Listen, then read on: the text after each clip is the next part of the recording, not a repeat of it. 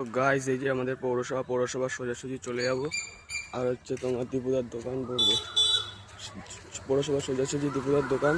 এই সোজাসুজি আমি হাঁটছি, চলো দেখা যাক কত দূর যাওয়া যায়। ওই যে কালী মন্দির দেখতে পাচ্ছ, আর তার পাশেই দীপুদার দোকান। রানাঘাট কুপাস করুণাময় কালী মন্দিরের পাশেই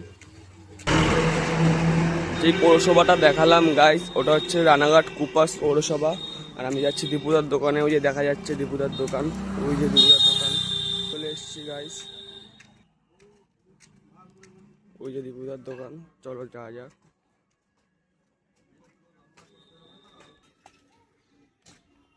ওই যে দীপুদা, দেখতেই পাচ্ছ।